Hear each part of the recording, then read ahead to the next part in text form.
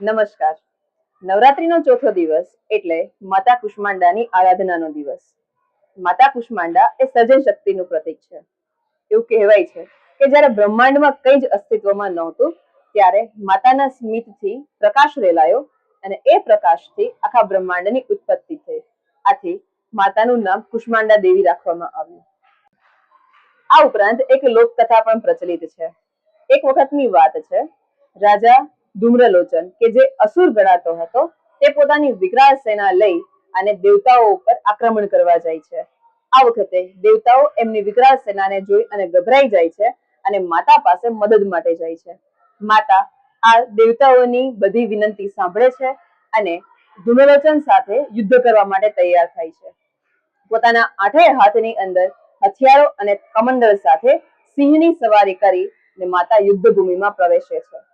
આ વખતે ધૂમ્રલોચનની વિશાળ સેના ગર્જના કરતી આગળ વધી રહી હોય છે, પરંતુ માતાના યુદ્ધભૂમિની અંદર આવવાથી આખી યુદ્ધભૂમિની અંદર પ્રકાશ રેલાઈ જાય છે. આ પ્રકાશના તેજથી દરેકે દરેક અસુરોની આંખો અંજાઈ જાય છે. આ વખતે મોકો જોઈ અને માતા કુષ્માંડા એક પ્રહાર કરે છે. આ પ્રહારમાં અસંખ્ય અસુરોનો નાશ થાય છે. આ બાજુ ધૂમ્રલોચન પોતાની સેનાને નષ્ટ પામતી જોઈ અને ખૂબ જ ગુસ્સે ભરાઈ જાય છે.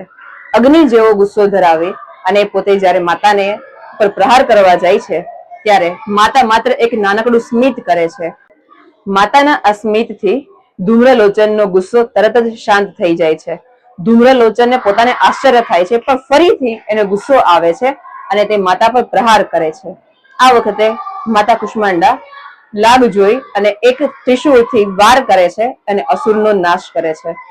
આ બાજુ ધૂમ્રલોચનનો નાશ થવાથી દેવતાની અંદર શાંતિ પ્રસરાઈ જાય છે અને દેવતાઓ માતાની આરાધના કરે છે. દેવતાઓ આરાધનામાં કહે છે કે માં, આપ માત્ર સર્જન શક્તિનું જ નહીં પરંતુ સંહાર શક્તિનું પણ અદ્વિતીય ઉદાહરણ છો.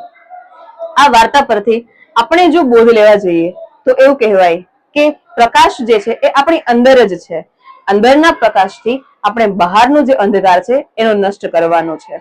આ ઉપરાંત જો આપણે સ્મિત અને સકારાત્મકતાને અપનાવીએ તો જીવનની કોઈ પણ મુશ્કેલીઓ કેમ ના હોય, દરેકે દરેક મુશ્કેલીઓનો આપણે સામનો ખૂબ સારી રીતે કરી શકીએ છીએ. ધન્યવાદ.